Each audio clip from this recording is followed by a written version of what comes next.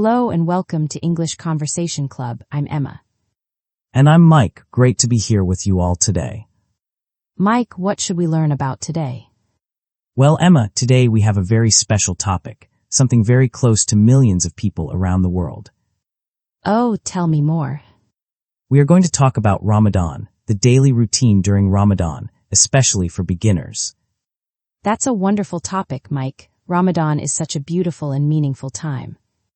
It really is, Emma, and many English learners want to talk about Ramadan, but they don't always know the right words. So today we will teach you all the important words, simple sentences, easy vocabulary, everything you need. Whether you celebrate Ramadan or you just want to understand it, this episode is for you. Let's start from the very beginning, Mike. What is Ramadan? Great question, Emma. Ramadan is the 9th month of the Islamic calendar. It is a holy month for Muslims. Holy means very special and sacred in religion. Exactly. During Ramadan, Muslims fast from sunrise to sunset. That means they don't eat or drink during the day. The word fast is very important here. To fast means to stop eating and drinking for a period of time. Right, and fasting is the noun form. I am fasting today. That's how you use it. So when someone says, I'm fasting, it means they are not eating or drinking right now. Exactly, and Ramadan lasts for about 29 or 30 days, almost one full month. That's a long time, so Mike, let's talk about the daily routine. What does a typical day look like during Ramadan? Okay, let's go through the whole day, step by step. Let's start very early in the morning. How early are we talking? Very early, before the sun comes up. This is the time for Suhoor. Suhoor, that's a new word for many learners. What does it mean?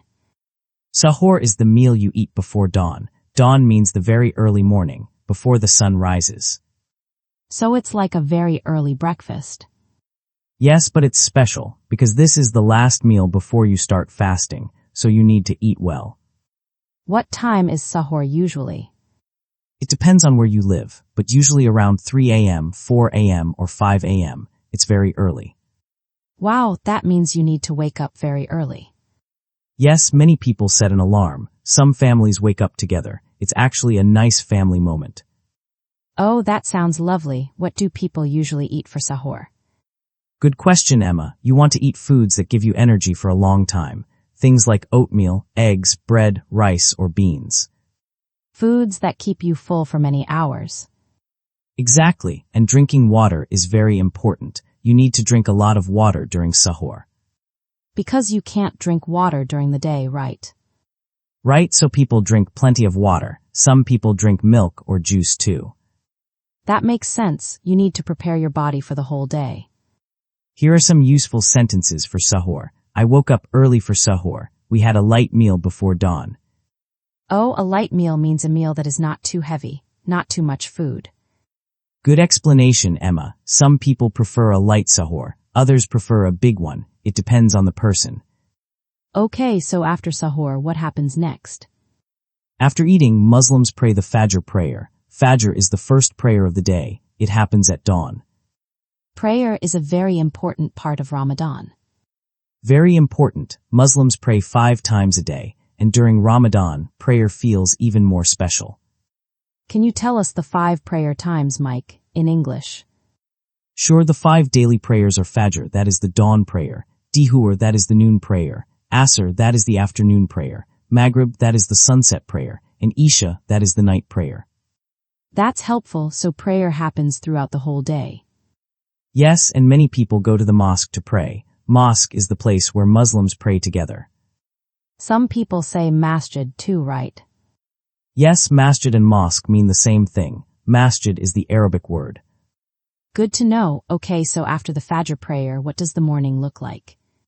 Well, some people go back to sleep for a little while, because they woke up so early. I understand that. Waking up at 3 a.m. is not easy. Not at all. Then later, people start their normal day. They go to work. They go to school. Kids go to class. So life continues as normal, even while fasting. Yes, Emma, that's what makes it challenging. Challenging means difficult, but in a way that makes you stronger. So people work all day without eating or drinking. That takes a lot of strength.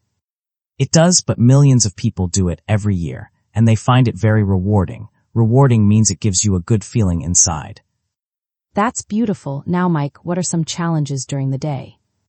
Well, the biggest challenge is usually thirst. Thirst means wanting to drink water.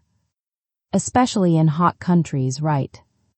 Oh yes, in hot countries, it can be very hard. Some places have 14 or even 16 hours of fasting. 16 hours without water, that's incredible. It is. Another challenge is feeling tired. Your energy can be low, especially in the afternoon. What do people do to manage that? Good question. Many people try to rest a little in the afternoon. A short nap can help a lot. A nap is a short sleep during the day, usually 20 or 30 minutes. Right, and people try to avoid heavy exercise during fasting hours. Light walking is okay, but intense exercise is not recommended. That makes sense. Save your energy. Exactly. Now, Emma, let's talk about something many people look forward to, the best part of the day. Oh, let me guess, is it Iftar? Yes, Iftar. This is the meal that breaks the fast. It happens at sunset. Breaking the fast means eating for the first time after fasting all day.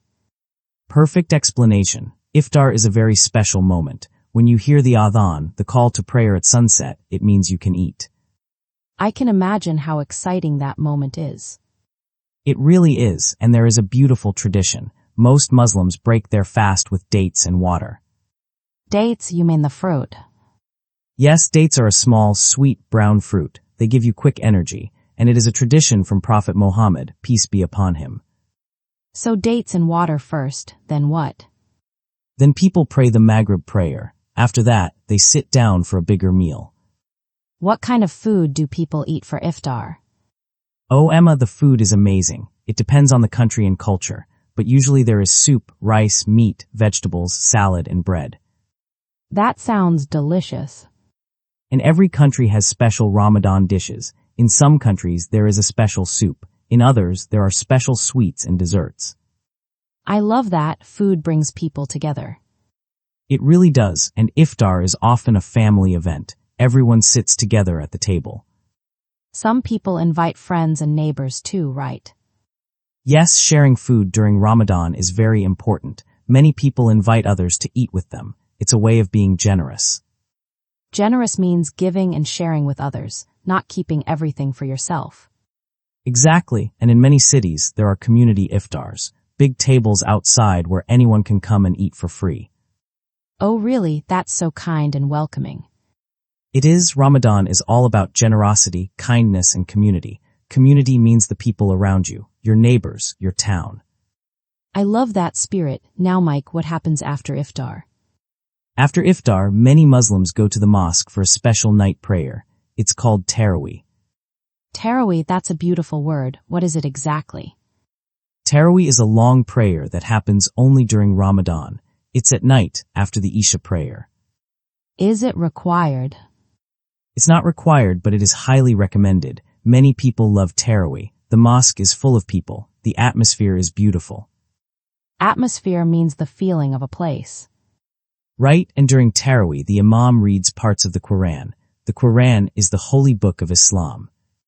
And by the end of Ramadan, they try to read the entire Quran. Yes, that's the goal, to complete the whole Quran during the 30 nights of Ramadan. That's amazing. So the nights during Ramadan are very active and alive. Very alive. In many Muslim countries, the streets are busy at night. People visit family. They go shopping. Children play outside. So the schedule kind of flips. People are more active at night. Exactly, Emma. Daytime is more quiet and calm. Nighttime is busy and social. That's so interesting. Now, Mike, Ramadan is not just about food, right? Great point, Emma. Ramadan is about so much more than food. Let me explain. Please do. First, Ramadan is about self-control. Self-control means controlling your desires and habits. So it's not just about not eating. It's about being a better person. Exactly. During Ramadan, you should also avoid bad habits. Don't gossip. Don't get angry easily. Don't lie. Don't say mean words. Gossip means talking about other people behind their back, usually saying bad things. Right? Ramadan teaches you patience. Patience means waiting calmly without complaining. That's a very valuable quality. Valuable means very useful and important. And Ramadan also teaches empathy. Empathy means understanding how other people feel. Oh, I see. When you feel hungry, you understand how poor people feel every day. Exactly, Emma. That's one of the biggest lessons. You feel what others feel, and it makes you want to help them. That's why charity is so important during Ramadan, right? Yes, charity means giving money or help to people who need it. During Ramadan, Muslims give a lot of charity. There's a special charity at the end of Ramadan too, isn't there? Yes, it's called Zakat al-Fitr. It's a small amount of money or food that every Muslim gives before the Eid prayer. This ensures that even poor people can celebrate Eid. That's so thoughtful. Everyone deserves to celebrate. Absolutely. Now, Emma, let's talk about some useful English phrases for Ramadan. Oh yes, our listeners will love this part. Okay, first, when someone tells you they are fasting, you can say, "I hope your fast goes well." That's a kind thing to say. What else? You can say Ramadan Mubarak. This means blessed Ramadan. It's a greeting, like saying Happy Ramadan. Ramadan Mubarak, I like that. Is there another greeting? Yes, Ramadan Kareem. This means generous Ramadan. Both greetings are common. Good to know. What if I want to ask someone about their fast? You can say, "How is your fast going?" or "Are you fasting today?" And what if someone looks tired during Ramadan? You could say, "You're doing great. The day is almost over." That's encouraging. Encouraging means giving someone support and hope. I love that. Small kind words mean so much. Here are a few more sentences. What time is Iftar today? We are having Iftar at 7 p.m. Would you like to join us for Iftar? Oh, would you like to join us for Iftar? Is a lovely invitation. It is, and if someone invites you, you can say, "I'd love to. Thank you for inviting me."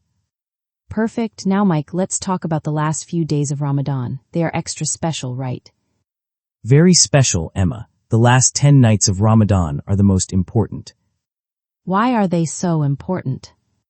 Because one of these nights is called Laylat al-Qadr. In English, it means the night of power or the night of decree. The night of power, that sounds very significant.